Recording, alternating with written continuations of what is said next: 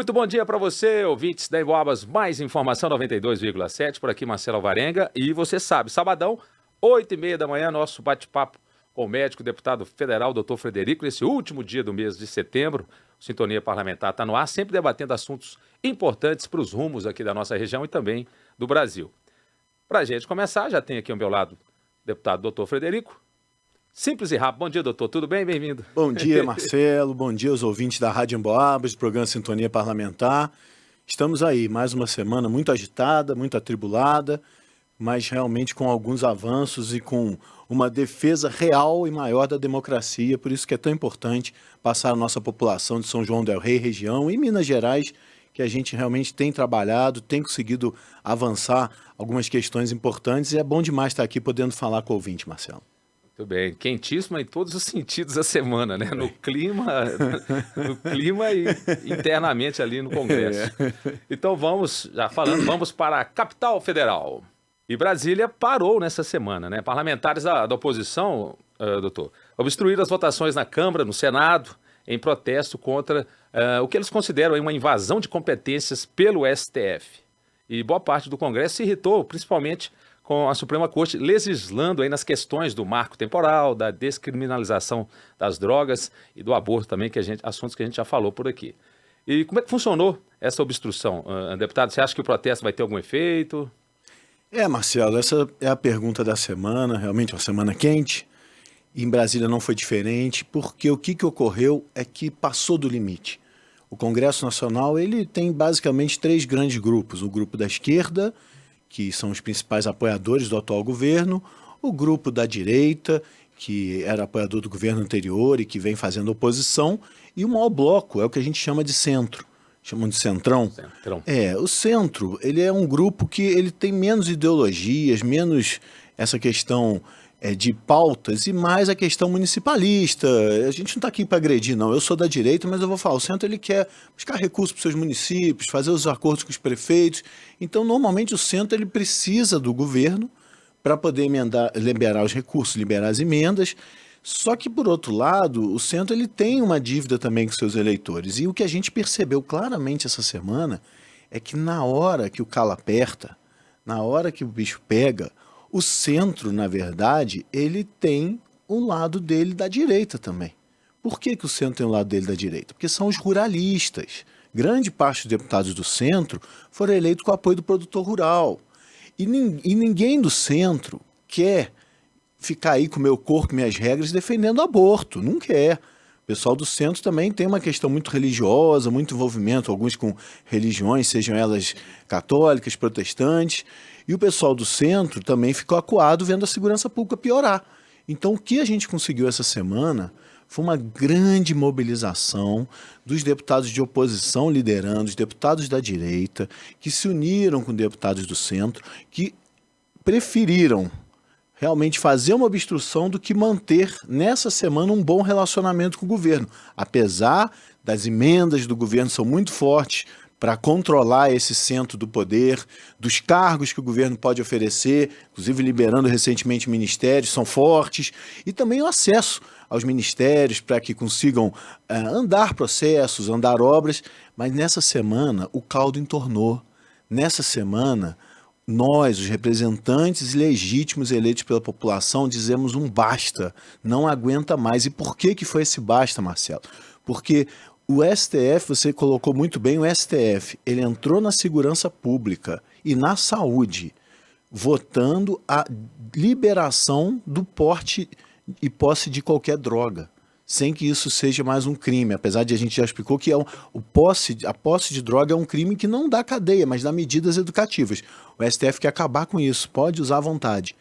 O STF, ele criou imposto, ele criou o imposto sindical obrigatório, que foi derrubado em 2017, que obrigava, na época de 2017, a todos os trabalhadores a pagar um dia do seu trabalho do ano para os sindicatos, independente se o sindicato fosse útil ou não.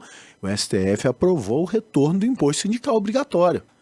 Então está mexendo no seu bolso. E o STF acabou com a segurança da propriedade e posse de terra. Então hoje, agora o STF votou por 9-2, derrubou o marco temporal. O que é isso? é que hoje qualquer indígena, qualquer grupo indígena apoiado aí pelas ONGs, pode reivindicar qualquer terra, falando que no passado uma parte dos antepassados deles viraram naquela terra, viveram naquela terra. Então isso acaba com a segurança da propriedade. E para piorar tudo, no nosso ponto de vista, ele ainda começou de madrugada uma votação para assassinar crianças, para defender, para liberar o aborto, para descriminalizar o aborto. Isso foi a gota d'água. Não tem emenda do governo que segure, não tem cargo do governo que segure, porque os deputados sabem que o seu eleitor está olhando. O deputado sabe que vai ser cobrado pelo seu eleitor. E isso é a magia da democracia. Enquanto a gente tem no STF 11 pessoas que não tiveram um voto popular sequer e que têm a estabilidade de emprego e de cargo garantido até os 75 anos, o deputado é avaliado de 4 em 4 anos. Então essa semana passou do limite. Qual foi a resposta? Terça-feira não teve nada, não teve sessão. Quarta-feira, a maior parte das comissões foram canceladas porque os deputados, gente, pra vocês entenderem, não marcaram presença. E você precisa ter um número mínimo de presença para começar uma comissão, uma sessão. Então os deputados não marcaram, num movimento conjunto em protesto ao abuso de autoridade do STF que está legislando. E com isso, praticamente não teve comissões, só teve comissões por acordos. E a gente paralisou até 8 horas da noite a sessão do plenário, para que nenhum projeto fosse votado. E aí você pode perguntar, mas não é importante votar as leis? Depende. O que a gente está vivendo hoje, o movimento de união do governo executivo com o poder judiciário através do STF, o que a gente está entendendo é que são leis absolutamente prejudiciais ao cidadão, que estão sendo colocadas em votação. O que a gente está vendo votar hoje? Aumento de impostos, seja aí por essa, eles chamam reforma tributária, mas na verdade é aumentação tributária, é aumento de imposto do cidadão. A gente está vendo aí, como já colocamos, aumento do imposto sindical, aumento do imposto dos combustíveis. Então a gente só está vendo aumento. E para piorar, sabe o que esses aumentos estão acontecendo? Estão diminuindo a arrecadação. Terceiro mês, agosto foi o terceiro mês, junho, julho, agosto. O governo só quer aumentar imposto. E aí você vai falar, mas como o governo aumenta imposto e a arrecadação cai? As pessoas estão parando de produzir. As pessoas não estão aguentando trabalhar. Em agosto foi o mês que bateu o recorde de pedido judicial, de pedido de falência das empresas brasileiras. Isso tem que parar. E o Congresso fez um ato que, nos meus 5 anos como deputado, nunca vi nada parecido. Foi parar o Congresso. Quinta-feira também não teve sessão, então é a resposta que a gente pode dar. E junto com isso, protocolamos leis que podem realmente fazer a diferença. Inclusive, uma lei aqui, a gente aqui está aqui para ser transparente, ético e claro. Então, um deputado até da nossa região, o deputado Domingos Sávio, protocolou, e a gente foi um dos primeiros a assinar a PEC para que o Congresso Nacional, com sua ampla maioria, possa sustar decisões absurdas do STF, que é o que está acontecendo. Esses movimentos precisam seguir defesa da propriedade, defesa intransigente da vida desde a concepção, diminuir carga tributária, que a gente fala desburocratizar, desregulamentar e desonerar, para que as pessoas possam produzir mais e melhor, e lutar contra as drogas que destroem famílias e manter as famílias unidas. A gente está aqui discutindo é o bem da população. E essa discussão que muitas vezes a esquerda quer esconder. Vamos discutir. Tem gente que é a favor do aborto? Paciência. Essa pessoa que é a favor do aborto não vai votar em mim, mas a maioria é contra o aborto. Não vai votar neles. E é isso que eles não querem discutir. A maioria defende a propriedade privada. Ninguém acha que o governo tem que tomar sua propriedade, que é isso que o marco temporal está propondo. Ninguém acha que você pode tirar a vida de pessoas inocentes. Muito pouca gente acha que você pode tirar a vida de pessoas inocentes. Muito pouca gente defende a liberação da droga. A gente está vendo aí um amplo aumento da violência, uma insegurança. E sabe qual que é o estado que mais está aumentando a violência? É a Bahia, que são 20 anos governados pelo PT. E a Bahia hoje é o estado mais violento do Brasil. Está impossível de controlar a segurança pública lá. Então é isso que o Congresso está mostrando. O Congresso se uniu. O Congresso formou maioria mesmo tendo que enfrentar a força do governo para controlar os deputados. O Congresso deu um basta no governo e no STF. E a gente vai manter essa posição porque a gente entende que esse é o caminho para a gente evitar que coloque o nosso país no fundo do poço, como vem acontecendo nos últimos meses, Marcelo. Muito bem, paralisação. Deputado, nos últimos dias, o site, o Metrópolis, famoso Metrópolis, levantou uma suspeita de fraude envolvendo o Ministério da Saúde. É porque a pasta fez um contrato sem licitação para a compra de imunoglobulina, o valor de 285,8 milhões de reais. Valor bastante alto, né? E o que gera suspeita é que essa contratada, né, uma microempresa chamada Auramed, ela tem apenas um funcionário e ela se diz representante aqui no Brasil de uma farmacêutica chinesa. Claro que nunca se pode, né, se acusar sem provas, mas realmente sou estranho, né, um contrato num valor tão alto com uma empresa que tem só um funcionário. Então eu queria saber o seguinte, o que o deputado aí da comissão, que é da Comissão de Saúde, né, que é o seu caso, pode fazer para apurar casos como esse? A gente precisa fiscalizar. E eu vou deixar claro aqui que o que eu quero é que o Ministério da Saúde funcione bem. Essa semana foi lançada um PAC para algumas áreas da saúde, como, por exemplo, ampliar a radioterapia e outras áreas aí de proteção ao deficiente físico. A gente quer que isso ande bem. A gente fica feliz quando o Ministério da Saúde para de discutir ideologia, pautas identitárias, liberação das drogas e vai discutir saúde. E em relação à imunoglobulina é um medicamento importante, que ele precisa ser utilizado em caráter de urgência para doenças como síndrome de Guillain-Barré. Então, realmente, não pode deixar sem esse medicamento. Agora, o que nos assusta é um valor do contrato muito alto, uma quantidade absurda de ampolas, 250 mil ampolas. Realmente é uma quantidade que a gente não entende que o Guillain-Barré é uma doença tão comum assim para precisar de tantas unidades desse medicamento. E uma dispensa de licitação, como ocorreu, ela é pela urgência.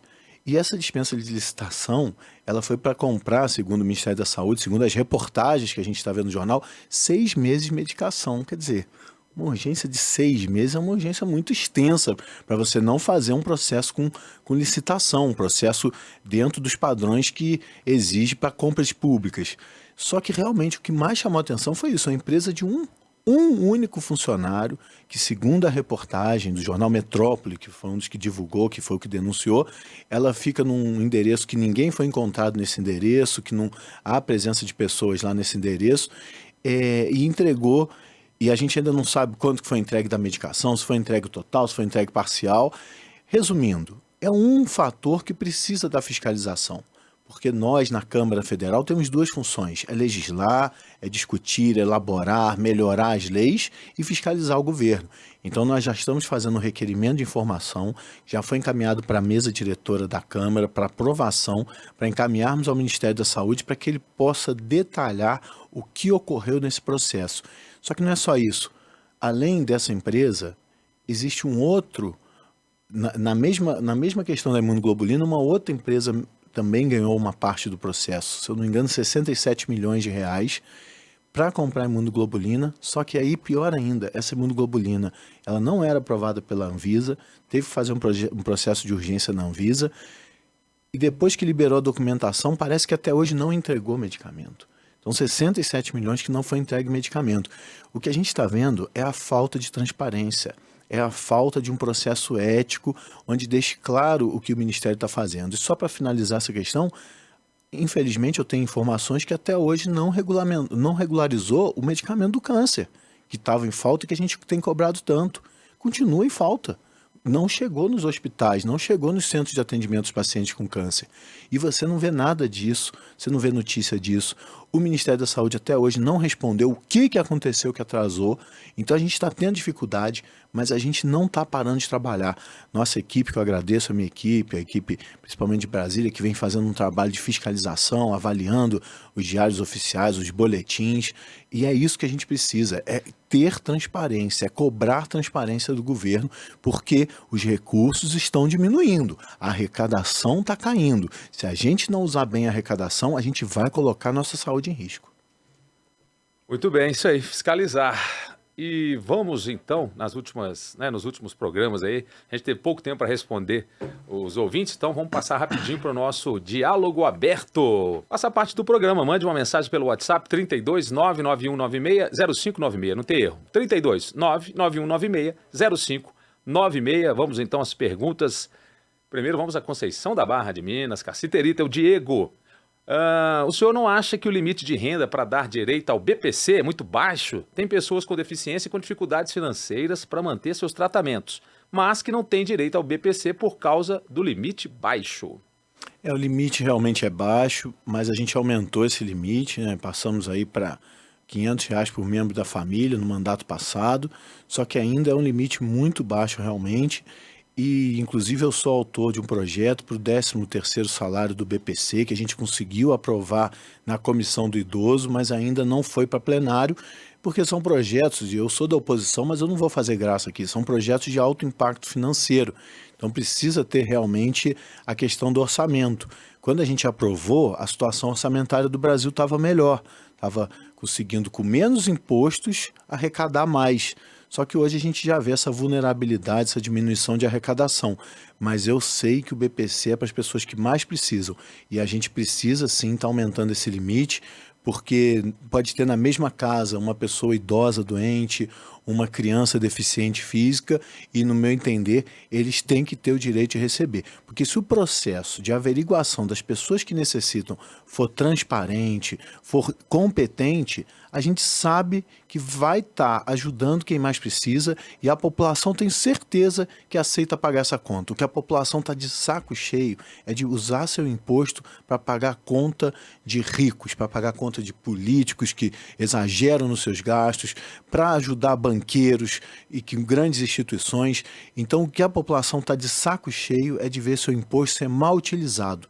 Mas para ajudar as pessoas mais carentes, eu tenho certeza que a população entende que vale a pena essa contribuição. Muito bem. Você tinha mencionado aí a Bahia agora há pouco. O Sérgio Lopes, de Santa Cruz de Minas, disse, deputado, o que o senhor acha que está motivando essa violência no estado da Bahia? O senhor acha que tem risco dessa onda chegar ao nosso estado também? A questão da segurança pública ela é complexa, mas ela envolve principalmente o pensamento em relação à segurança pública. Ou seja, o pensamento é, vamos priorizar a defesa do cidadão de bem ou vamos fazer vista grossa e vamos deixar o tráfico, a criminalidade prosseguir? E exatamente o que aconteceu é que anteriormente, no governo anterior, nós tínhamos a priorização de proteger o cidadão de bem. Nós aprovamos algumas leis para dar mais segurança policial para que ele pudesse combater a criminalidade com mais força, com mais competência. E os criminosos estavam com medo da polícia. Por isso que eles realmente reduziram muito a criminalidade. Nós salvamos, gente, 20 mil pessoas por ano no Brasil que morriam de morte violenta e deixaram de morrer nos últimos 4 anos, passando de 60 mil para 40 mil mortes violentas por ano no Brasil. E agora já ficou claro, quando você tem um presidente da República que na campanha vai usar um símbolo de um movimento ligado ao tráfico de drogas. É um governo que o ministro da Justiça sobe às comunidades mais perigosas do Rio sem nenhum aparato de segurança, provavelmente com um grande acordo. Então isso sinaliza para as pessoas envolvidas aí em tráfico de droga, para os criminosos envolvidos com crimes graves no nosso país, sinalizam que agora eles podem fazer o que eles quiserem, porque as forças de segurança não vão coibir. E é isso que está levando a essa grande crise de segurança. Para vocês terem uma ideia, esse ano reduziu muito, foi a maior diminuição de apreensão de drogas, que vinha apreendendo drogas em volumes e quantidade recorde e agora já despencou a apreensão de drogas. É como se não tivesse ordem. E as forças de segurança seguem ordem, seguem uma cadeia de comando. Se eles falarem prioridade, apreender drogas, as forças de comando vão agir. Se ele falar prioridade é cobrar multa do cidadão de bem, é assim que as forças de segurança vão agir. E é isso que está acontecendo. É uma mudança de cultura da segurança pública que está dando a sensação para os criminosos de impunidade e de não ter consequências pelos seus atos. E exatamente o efeito é o contrário, causando mortes aí de centenas de pessoas. Né? Na Bahia, se não me engano, já passou de 55 mortos nessa criminalidade. E o pior, o Comando Vermelho se instalou na Bahia, junto com o primeiro comando da capital, e estão fazendo a guerra do tráfico. E infelizmente, Marcelo, é muito ruim a gente falar isso, mas isso pode acontecer em todo o Brasil. E qual que é o final dessa história? O final é muito triste. Eu vou usar um exemplo de um país vizinho nosso, que é a Venezuela. Simplesmente o que aconteceu na Venezuela é que o governo passou a segurança pública para os movimentos ligados ao narcotráfico. Isso é o fim. Isso recentemente eu tenho que falar aqui de uma nota em que o tráfico de drogas emitiu uma nota de imprensa. Eles têm assessoria de imprensa, gente. Eles estão virando instituição, informando por que a pessoa foi morta. Porque ela não respeitou a lei da comunidade, que ela tinha que passar de farol baixo, luz interna do salão aceso. Então é esse jeito que está ficando. E a gente não pode permitir isso. A gente tem que deixar claro para o governo que a gente é contra o aumento da criminalidade, as mortes violentas, contra o tráfico de drogas. Muito bem. Teriam que mais questões, mas infelizmente o tempo mais uma vez chegou ao fim. A gente chegou ao final de mais um Sintonia Parlamentar, aqui na Emboabas, mais informação, 92,7. Obrigado sempre por sua audiência. Semana que vem estaremos de volta aqui já no mês de outubro, né? Às 8h30 da manhã. Obrigado, doutor. Um abraço, suas considerações. Ô Marcelo, eu que agradeço. Eu peço desculpa aos ouvintes que a gente acaba se alongando aí nas respostas, mas vamos fazer um esforço de responder mais gente. A gente não desanima não, manda suas perguntas, seja ela qual for, de qual ideia for, que a gente está aqui para responder com transparência e com franqueza. E um bom final de semana a todos aí.